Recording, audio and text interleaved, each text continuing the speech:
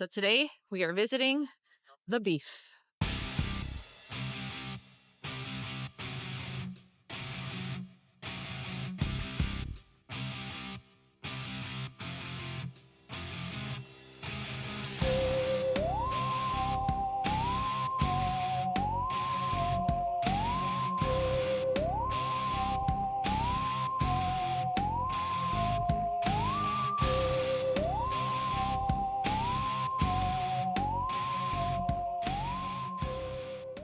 So a lot of these mamas are about to be preg checked. So you can see a lot of younger calves in the back there that were born a little bit earlier this year. There's two running right there. So he's going to be checking that the bull, which is now separated from the mamas, actually did his job here. So here is the bull. Mr. Bull, did you do your job this year? Well, you are a handsome lad. So a lot of people have asked us if we do AI, and the answer is no. This is the bull. Gets it done. Hi, big boy. You have really nice looking hair, buddy. He's part Murray Gray. Oh, okay. All right. I'll let you be, buddy. Thank you for your service. What's up, guys? Farmer Ash here, reporting live out on pasture today with the 100% grass-fed, needle-free beef. So I wanted to talk a little bit today about why we are so particular about needle-free and what that means. So needle-free is zero vaccines, zero hormones, zero antibiotics, because we are, again, working with Mother Nature and allowing animals to live out how they are supposed to. Because, again, vaccines, these pharmaceuticals, they're a huge industry in the livestock industry. So when we are working with Mother Nature, these things aren't needed, because you think about it, hundreds of years ago, like pharmaceuticals, vaccines, antibiotics, they didn't exist. And so if we go back to how animals used to live, we can raise healthy animals without the use of these medications. And I personally do not want to be consuming animals that are given vaccines. And so that is something that we really prioritize here at Nourish. So vaccines are unfortunately a very routine thing to do. And now being in this food production business for a while, realizing it's actually very hard to find small calves or future animal stock that haven't been vaccinated, because it's very routine. Okay, the cow gives birth, you give the vaccine. Well, with our producers, we say that those things are just not allowed. And so we are proud that these are needle-free livestock, because we are allowing them to live in a way where they're healthy without any sort of medications. Regular rotations. So with cows, they are regularly moved every single day to a fresh patch of grass. And some days it's 2 to 3 times a day where they're moved from one patch to the next patch to the next patch. And the reason that that is important, the rotations, is they're not exposed to their poop and their manure. And so they have healthy living conditions every single day, right? It's a big problem when an animal stays in the same area for long periods of time, because they're constantly being exposed to their manure, other animals' manure. And so, of course, they're going to have a heavier toxin load that maybe some medications may help them fight off, right? But if we're not putting that heavy toxin load and we're instead moving them, we don't need those type of medications. And so that's why, when you see the word grass-fed or 100% grass-fed, that's not all the same, because an animal can stay in the same plot of land and can be fed just the same grass over and over again, being exposed to parasites and other things. And that's very different than a regenerative system. In the regenerative system, the cows are still grass-fed, but they're rotated from one patch to the next. Unfortunately, I learned that even in the regenerative system, routine vaccinations are still a thing. So that was a huge priority for me. Needle-free, no vaccines, no antibiotics, no hormones, no dewormers, because dewormers are used to fight parasites. Well, if we're moving the cows regularly, they're not being exposed to parasites. So I think main purpose of talking to you guys today is just management style impacts whether or not pharmaceuticals are impacted. And so a big part of what I do with Nourish is communicate with the farmers, and we help set up systems and programs and they're informed on like what they should be doing day to day with management style. So that way those type of pharmaceutical interventions aren't needed or required. Right. And that is something I love doing because most of the farmers know this and it's very natural and it makes sense, right? Because again, we're going back to working with Mother Nature so that we can work with her, not fight against her with chemicals, and that includes pharmaceuticals. So in America, many people are very accustomed to like very fatty beef. They love intramuscular marbling. They love really fatty beef. And that's often accomplished through a lot of like grain feeding or feedlots where the animals don't really move around much. They stay in the same plot and they're fed a lot of grain.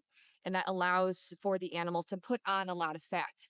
Well, in the wild, like if you think of wild animals, they're not very fatty. It's not very natural, right? So if you think of yak, for example, that is a very wild animal, hasn't been like hybridized or modernized into various other breeds. So like a true yak, it's very lean.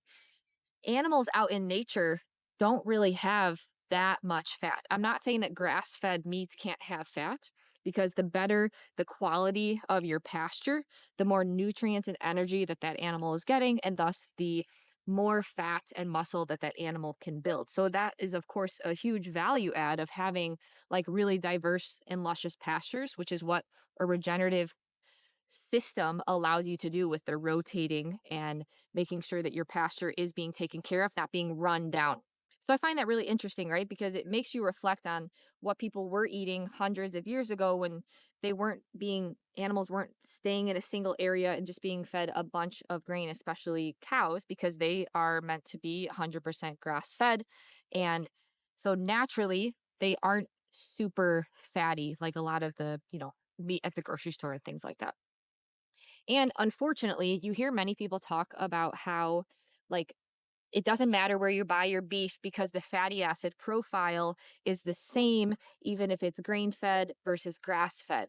And so that is due to a process called biohydrogenation. So cows are ruminant animals that have this four-chamber stomach, and this four-chamber stomach helps break down any type of fatty acids they get, so even omega 6s, and it can turn them into saturated fat.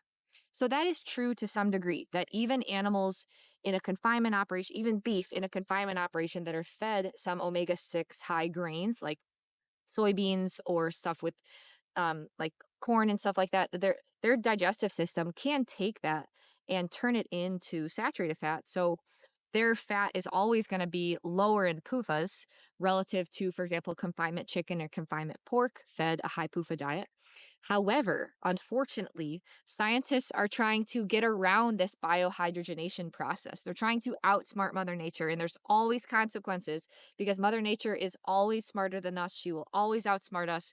We can only work with her. We can't fight against her.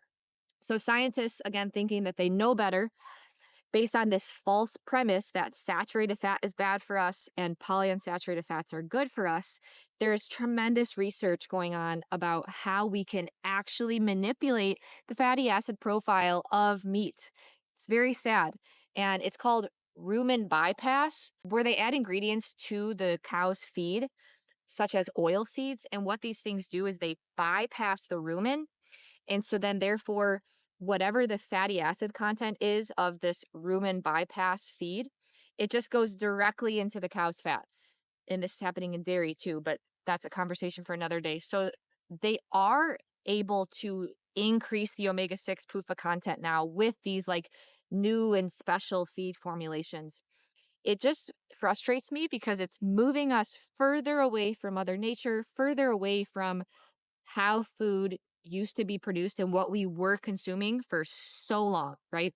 And again, I've said this so many times at Nourish. I don't think we're doing anything like new or special. We are going back to how food used to be produced before all of this fatty acid manipulation, when people were healthy and when it was well known that we had to work with Mother Nature. So um, it's close to end of October here. The cows are still out on pasture because our farm partner here, our beef partner, has a regenerative system, and so he does have a lot of cool season grasses still left for the cows to munch on. And so there's various grass species. There's cool season and warm season. So in the fall, the warm season grasses will die, but then the cool season grasses are thriving. So it's important to have very diverse and luscious pastures so that way you have a mix of all types of grasses. So the cows are still able to access luscious, thick pasture for their feeding. However, we are getting closer and closer to winter. And so their feed is going to be less grass and more hay. And so this farmer has over 50 acres of hay fields that he does first cutting, second cutting, third cutting, fourth cutting, so that he knows where his hay is coming from. And that's important for a number of reasons, right? The first is to ensure that the hay isn't sprayed with a bunch of chemicals, but also he wants to know that that hay is high in protein so that way the animals are well fed throughout the winter and we are ensuring an adequate growth even through the winter. Because sometimes if you get bad hay where the protein is low, the nutrient and energy value is low, the cows can really not be at optimal health in the winter. And again, presents opportunities for pharmaceuticals and medications to be required. So that's one part that I really enjoy working with our farm partners is making sure that we have our systems in place for each season to make sure that the livestock's needs are met. They remain healthy, they have adequate nutrients, and again, always working with Mother Nature. So that's like a thing that we all come back to here is, are we working with Mother Nature or are we trying to fight against her? So pretty soon these cows will remain out on pasture. They're not going inside of a barn, but they will be fed more hay as we transition into winter. And then, of course, less hay as we transition out of winter into the spring flush next year. So, yeah, I hope you guys enjoyed seeing around our beef farm partners farm. I really enjoy working with this farm partner. He gets it. You know what I'm saying? Like he understands our requirements of needle-free, 100% grass-fed, rotational. And I think we're really trying to build a cool beef system here because many people, we want to create something special. And beef taste and flavor comes from diversity of phytochemicals and grasses in the pasture. And so we are implementing regenerative systems so that way we can rebuild soil health, reactivate the soil microbiome, get those natural seed beds up and running. So that way the pasture is very diverse and luscious. And with a diverse mix of grasses, that means that the cows are eating a diverse amount of phytochemicals. And so Dr. Stefan van Vliet actually wrote a research paper about this where it showed that grass fed is not grass fed is not grass fed. Again, the management style impacts the nutritional quality of the beef. And so when a cow is getting like a diverse mix of phytochemicals in the various grasses that they're consuming, that shows up in the final beef product, leading to more nutrients that you are consuming. And this is well known in other countries, but not really in America, where we're so obsessed with fatty grain fed beef that very isn't natural. Phytochemicals lead to taste. And so better taste. So more phytochemicals, better tasting meat. And so that's another goal with, making sure that we're implementing regenerative systems. The pasture remains super diverse and luscious with a rich amount of phytochemicals. That leads to better tasting final product. So the beef tastes better. So we're building a really cool beef system here at Nourish that I am just so excited about. And I know you guys love the beef. And I think taste depends on breed, but it also depends a lot on management and pasture health. And that is two things that it's our pride and joy and something that we promise to you guys that we are continuously optimizing to create just a delicious product that really is better for you. Less of those nasty omega-6 PUFAs, more phytochemicals, better tasting meat, and no vaccines, antibiotics, dewormers, hormones, none of that, because we don't need more of that type of stuff in our life. Create the purest, most best tasting beef to exist. So until next time, stay nourished.